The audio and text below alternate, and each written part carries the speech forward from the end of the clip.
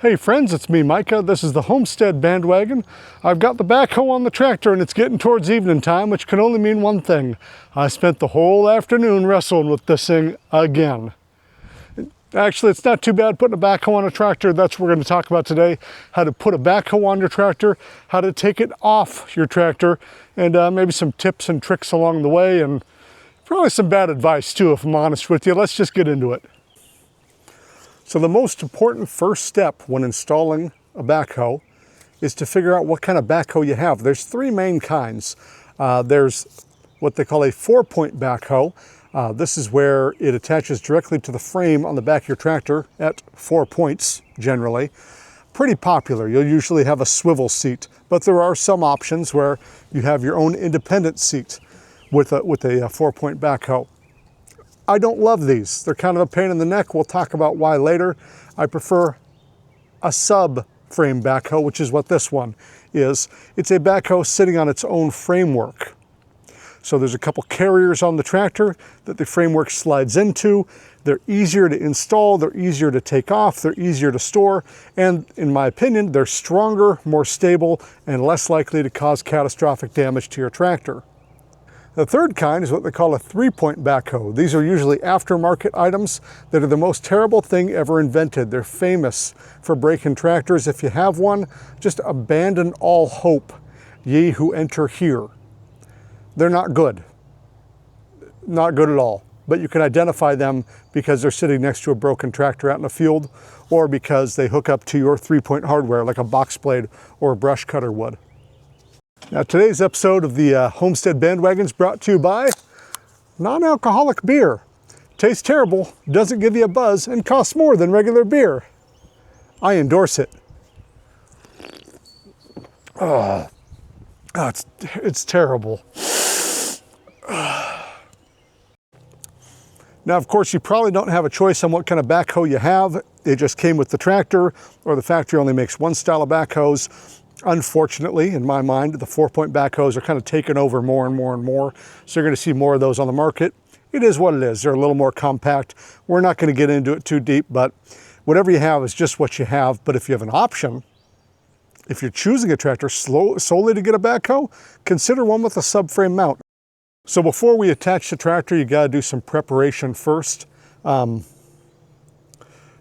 Step one, make sure it's either the hottest or the rainiest day of the year. That's what I always do. Make sure it's just terrible conditions out for you to be sweating and wrestling stuff and jumping on and off your tractor 100 times. It's a great idea. Step two is you want to put together an expedition to go out to your field to find your backhoe, which is probably covered in weeds, kudzu, blackberries, whatever. Get your weed whacker and extricate the thing. The next thing we're going to want to do is just inspect the unit really quick, make sure nothing looks too jacked up. Now, if you have a frame mount backhoe, the first thing you have to do is remove the 3-point hardware from your tractor. Pain in the neck number one with a frame mount backhoe or a 4-point backhoe. So go out, take off all your 3-point hardware. Make sure you lose some of it. That's kind of fun. Now, if you have a subframe mounted backhoe, you might have to remove your tractor's top link. That's about it. So not too much stuff you have to remove off your tractor before you do it. You will want to just locate your front and rear attachment brackets for your backhoe. They're going to be under there somewhere, something that your frame slides into. Just make sure they're there, make sure they're actually bolted on, make sure the bolts are tight. Nothing worse than using your backhoe and having the thing crack off on you and blow a bunch of bolts. So just make sure everything's there. Now, if you have a 4-point backhoe or a subframe backhoe, you got to find the pins that are going to attach the backhoe to the tractor. Make sure they're out of your way first. Again, go ahead and lose those. I always do. It works out really great. Subframe style backhoe, you might have to get kind of on your knees by the tractor, find a couple pins that you left behind there, pull them out of wherever they're in, and again, lose them. 4-point mounted backhoe, the pins might already be on the backhoe. Go ahead and remove them now, because it's better to do it now than later when you've got only a few inches to work with between the tractor and the backhoe. 3-point mounted backhoe, this is one of the few things you got to do to prep. Nothing. You just check your bank account, because you're going to bust your tractor. So let's just make sure you got some money in the account to pay for those repairs. Now, next thing we got to do is locate our hydraulic hookups and just make sure they're clean. Some tractors will have a Power Beyond setup. It's pretty normal in the industry. This is hydraulics that are just coming off the tractor directly. I can't exactly tell you where yours are. You're going to have to look back there and find some hydraulic connections on the back of your tractor, coming out of somewhere. Maybe read your manual, maybe talk to your dealer. I don't know what to do because every Power Beyond is a little different. There's no way we can make a video just on the different kinds of Power Beyonds. And if we could, I wouldn't waste my time doing it anyway because that's even more boring than my normal videos. The other style of hydraulics you might have is what they call rear remotes. That's what I have on this tractor. Rear remotes are dedicated hydraulic units, a send and receive that you plug your backhoe directly into, and there's going to be a lever up by the operator station. Locate that lever as well, make sure it's functional. Ideally, we want to be using rear remotes that are controlled by a lever with a detent. So it's a lever that when you push it in position, it stays in position. Some of them will be spring, where they're spring loaded, they'll just go back to center when you release them. If that's all you have, you might have to use a bungee cord or something to hold it open, but we're not going to open them up right now. We just want to figure out where those levers are, make sure our connection points, the female ends usually on your tractor, are clean, the male ends are clean on the backhoe. Just go through, make sure all your hydraulic stuff's clean before we try to shove that dirt inside the hydraulics further and cause a big mess. Now you're going to take your tractor and back up to the backhoe. Let's do it slowly. No need to be in a rush. You're going to be here a while anyway. If you're backing up to a 4-point or a 3-point backhoe, back up close enough that you got yourself a few inches, maybe 6 or 8 inches. Your hoses are probably going to be pretty short coming off the backhoe, so you're going to have to get pretty close. The hoses are always too short. That's just the way God makes them. But get up close to that backhoe so you can reach it with your hoses. If you have a subframe mounted backhoe, you're going to drive back over that subframe. Don't drive on the frame. The frame goes under the tractor. But back up, look down there, and let's find a place where we can stop, where the hoses will reach the tractor, but where the carriers aren't under the tractor. We want them to be behind the tractor a little bit so we have room to lift this backhoe up and slide it into the tractor. So let's back your tractor up. And next thing, a little safety committee item here. Reduce your RPMs. Put your bucket down, put yourself in park, put the tractor in neutral, make sure it's not going to roll on you. If you want to leave it running, fine. A lot of manuals will say turn it off. That's probably the safe thing to do, but do what you got to do. Now we're going to try to hook up our hoses next. This can be really frustrating for a lot of people, including me. As a backhoe sits, it'll kind of settle. In that settling process, there'll be some pressure pushed against your hydraulic hoses on the backhoe side. We can try just taking the controls on the backhoe and giving them a little wiggle. A lot of times that'll be enough to relieve that pressure. If it's not, reach into your toolbox and find a $100 tool that a bunch of people on YouTube have been showing you lately for relieving hydraulic pressure on your hydraulic hoses. If you don't have that, maybe consider a cheap pair of channel locks from Harbor Freight that I only use for one thing, and that's kind of grabbing on to the tips of the male ends of your hydraulic hoses and squeezing them, pressing that male tip in. It'll relieve pressure really well. Now, it's also going to spray fluid everywhere, so make sure you get your face right in front of that hose. There's nothing better than a shower of hydraulic fluid going up your snoot. It's really refreshing on a hot day. So if you've got your hydraulic hoses connected, congratulations. Let's go ahead and engage them if you have a rear remote set up. If you don't, they're already engaged. Now the next thing you're going to need to know how to do is how to work a backhoe. So we're going to talk about how to operate a backhoe before you even have the backhoe hooked up. And there's a reason for this, because you're going to have to dance this backhoe around to get it lined up with the tractor. So let's talk about the operation of a backhoe real quick. So here's the operator station on a backhoe. Notice that there's no cup holder. This is a terrible design. Here's what you got. You got levers here, levers here. These levers control your outriggers. That's those guys right there. You're going to pay attention to these decals and either push or pull these levers to lower your outriggers down.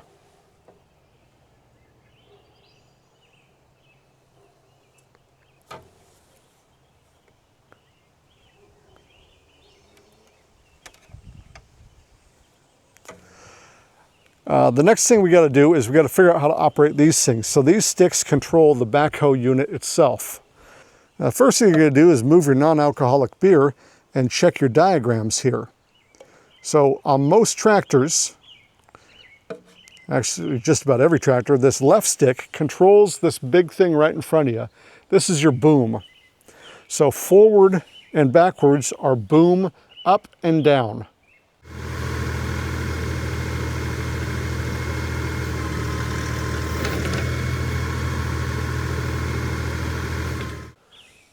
Boom left and right is by moving this left and right.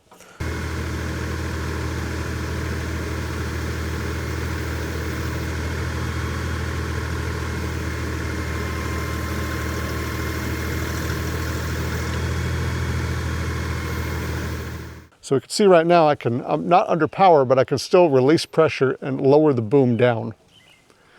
The other stick, the one on your right, is what's controlling your dipper stick and your bucket. So forward and backwards, move your dipper stick in and out.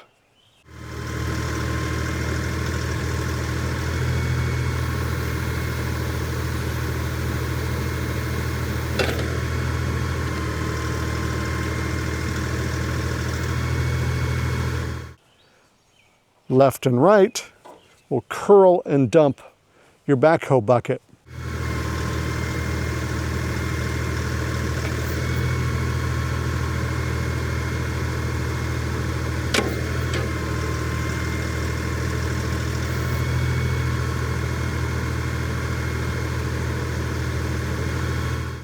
So now you know the basics of how to move this thing. So now we can start dancing this thing around, raising it up and down, doing stuff all over the place to get this thing connected to your tractor.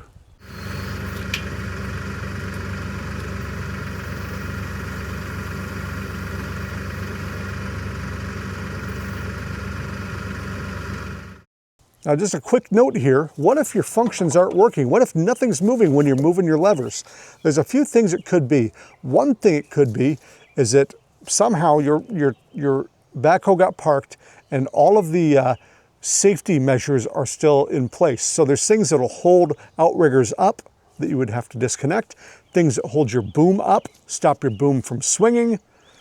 There's locks, stuff you have to disconnect. Look around the tractor, see if you see any levers and knobs and things that connect things to other things that would prevent these things from moving. It's very unlikely that those are set up or those are attached, but it could have happened.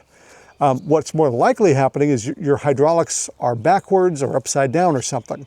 If you have rear remotes, you could go up to your lever on the front of the tractor, make sure it's in either the front or rear position. When you move that lever, it switches which way the hydraulics are flowing. Now, some backhoes are sensitive to the flow, so you might have to have the correct lever position and flip your hoses. So it's usually a 50-50 shot whether you hooked your hoses up in the right direction, flip them the other way, see if it works. Make sure you turn your hydraulics off before you do that, otherwise you're gonna have a bad day. But flip your hydraulics and maybe put a zip tie around the ones that match. That'll make your life easier. And also try flipping the switch a few times.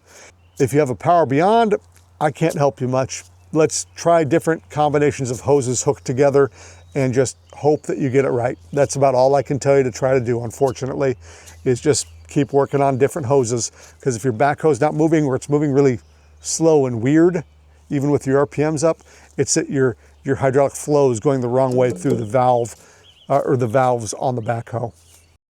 So this is definitely the most fun part. It's not fun, of hooking up your backhoe. Basically what you're gonna do is you're gonna raise your backhoe frame up or raise your backhoe unit up using your hydraulics, usually using your outriggers to sit it up, using your bucket to kind of level it. And we're gonna try to line up either the holes on your 4-point backhoe with the holes on the tractor, or kind of line up the frame with the carrier so we can back into the carrier or back over the holes on the backhoe. Again, I find it's way easier to do this with a subframe tractor, but it's still not easy. What you're going to be doing is dancing around this backhoe a whole bunch, backing up the tractor, trying to get it on the backhoe unit or the backhoe unit on the tractor, depending on how you see it. and it's never going to be right. So you're going to be driving back and forth, trying to straighten out, on and off, pushing the backhoe. You know, it's never going to go right, and that's okay. Take your time, enjoy the process. You know, it's just going to take a little time. The geometry just never quite works out. So you might have to change your angles a few times to make everything line up where it needs to be. But over time, you will get it. You will get that thing hooked up. Just take your time, move the tractor slowly back and forth to see if you can get things to just kind of line themselves up. If you have a 4-point backhoe, consider a little Spud Wrench, if you've never seen one of those.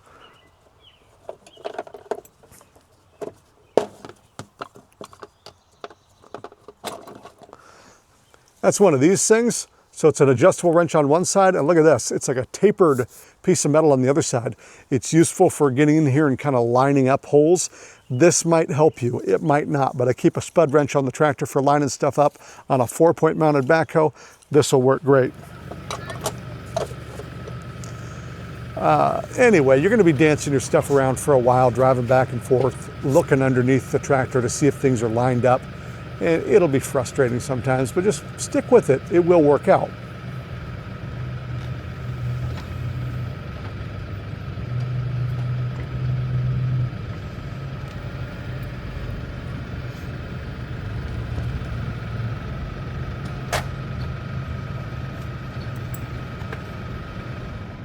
Now, what if you have a 3-point mounted backhoe? At this point, just give up and walk away. You still have time to not make a big mistake. See, 3-point mounted backhoes put a lot of stress on the rear end of your tractor, and they break tractors.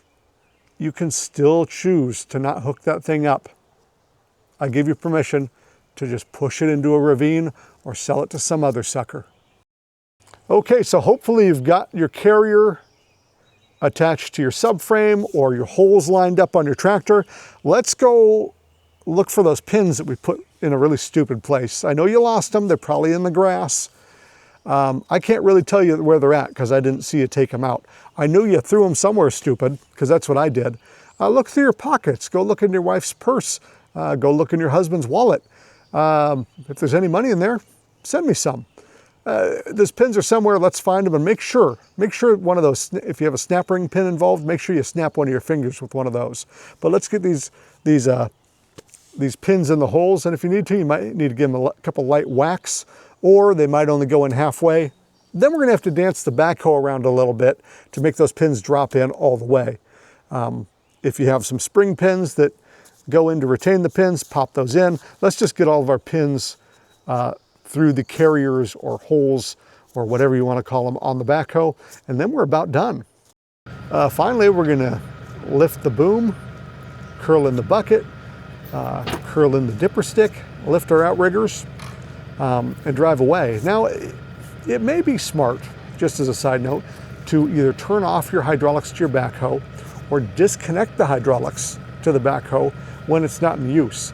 Driving around on your tractor with that circuit of hydraulics flowing through the backhoe at all times can cause a lot of stress to the valves in the backhoe. I have seen tractors break little parts inside their valve when we're lifting heavy loads and the loads are bouncing around. They're throwing heavy surges of hydraulics to the back and mess up components. So you might want to do that, you might not. And then just put on your safety locks or your transport locks so this thing doesn't start settling as you're driving around, or if you park because you're so tired because you spent all day putting this thing on, you're going to use it tomorrow. It just keeps your backhoe from going on the ground. So let's find our safety locks, our transport locks, engage those while you're driving around. It prevents a bad situation where a tree branch grabs one of your levers and all of a sudden your backhoe falls down on the ground and puts a nice furrow through your driveway. So something to consider. All right, now it's time to take your backhoe off. How do you do that? Well, you could just take this video and play it in reverse, but I'll tell you how to do it anyhow. And I think a lot of people might have come to this video looking for that instructions, just how to take your backhoe off. I hope you sat through the whole video because the algorithm really likes that on YouTube. Anyway, how are we going to take this thing off? First thing, let's find a place that's nice and flat. Or if you're like me, find yourself a mud hole that's completely uneven. That works too, but ideally if you have somewhere that's cement or you have some pavers laid down, or some just nice flat ground, that is ideal. Because when you go to put it back on, it'll make your life a lot easier if everything's already kind of flat and straight and even. But kind of up to you, do what you want to do. Of course, I don't listen to that advice. I just plant this thing in the nearest anthill and walk away. What are you going to do? So now that we've selected where we're going to disconnect at, you're going to go ahead and lower your outriggers down, extend your dipper stick a ways, dump your bucket out, and lower your boom. The reason we're doing this is because we want to give this thing a nice big platform to sit on, especially if you have a 4-point mounted backhoe. As soon as you take this backhoe off, it'll fall over if you're not giving it a nice stable platform to sit on. So if we get that boom down and that dipper stick out and that bucket in contact with the ground pretty far out, we're making a really nice tripod for this backhoe to sit on.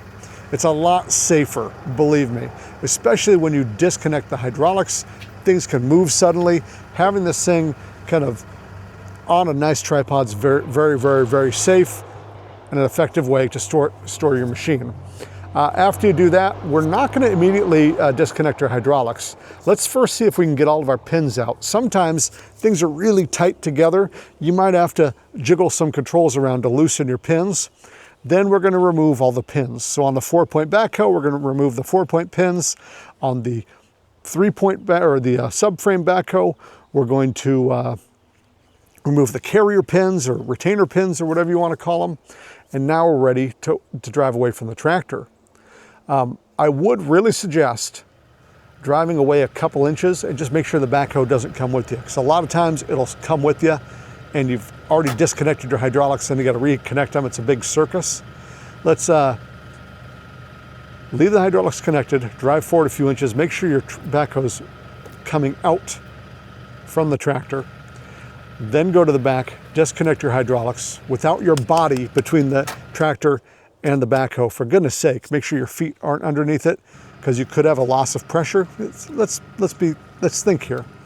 Disconnect your hydraulics, drive away. Now you might not be able to drive all the way away for some reason. You might have to relax your hydraulics a little bit. Be careful doing that. Consider not sitting in the seat when the thing's flying around. You might have to dance your hydraulics around a little bit more and relax them to get the thing completely off the tractor. That's very normal. Subframe style backhoes sometimes will kind of get caught on one of the carriers as you're driving away. Relaxing your hydraulics will sit that thing down on the ground, get it out from underneath your tractor. Go ahead and throw your pins back where you found them so you don't lose them. I wish I'd take that advice, I never do. And get the heck out of there. And again, maybe, just maybe, think about greasing that machine before you kiss it goodbye for 6 months. Just a thought. And if you have a 3-point backhoe, well, it's already probably broke your tractor in half, so you can't drive the tractor anywhere anyway. You're gonna have to call a wrecker.